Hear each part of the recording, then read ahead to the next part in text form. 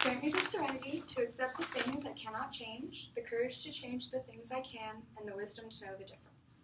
This is my favorite quote. It's actually a prayer said in Alcoholics Anonymous, which my dad has been a part of for the past 10 years.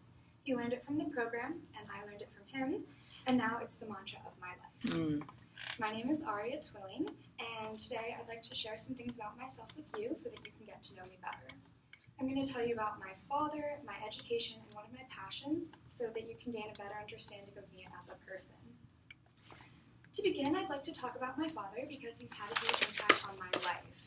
As I said, he religiously attends AA, but that hasn't always been the case. Growing up, I have so many memories of him drinking. He was actually rarely sober, which made my childhood somewhat difficult. But it wasn't until he actually got into a really bad drunk driving car accident, almost died, that he realized the impact that his drinking had on my entire family. His recovery took over 7 years, during which time my mom was essentially a single parent working full-time. My siblings and I were left to be very independent, and we had to learn how to take care of ourselves and each other. As I grew older, I started to resent my father for taking away my carefree childhood.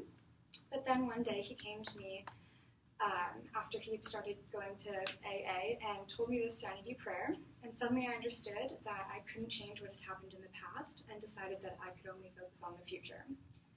Looking back, instead of focusing on the negative parts of my childhood, I think about how much stronger I am because of what happened. And today, I look for the silver linings in every challenge I face. Now that you know more about my outlook on life and my focus on the future, I'd like to tell you about my high school experience. I've always loved going to school, and I love learning.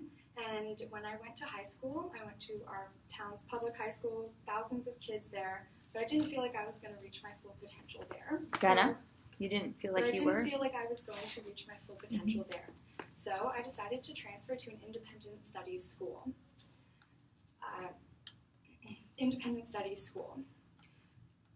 Which helped me develop time management skills and taught me to be accountable for my learning instead of relying on teachers to guide me every step of the way. As I mentioned, I focus on setting myself up for the future, and I believe that my education is an essential part of that. My dedication to my education pushed me to take the initiative to make a change in my life and try something new. The final thing I'd like to share with you today is one of my passions. Okay. So I'm going to have you turn that paper over and then step over here and then talk to us about your passions. And it doesn't have to be right. And I know that you're thinking right now, oh crap, how did I write that sentence? It doesn't matter. Okay. Tell us about your passions in the way that you would tell our friend Hannah if you two were having a cup of coffee. I'm like, what? What do you like to do? I like skateboarding. Oh yeah? What's your passion? Okay. I don't care how many times you say like, or either. So one of my passions is volunteering. My parents raised me to believe that donating my time to help others is one of the most important things we can do in our lives. I volunteered in countless places, but the most important place to me has been UCSF Medical Center. I worked in the hospital.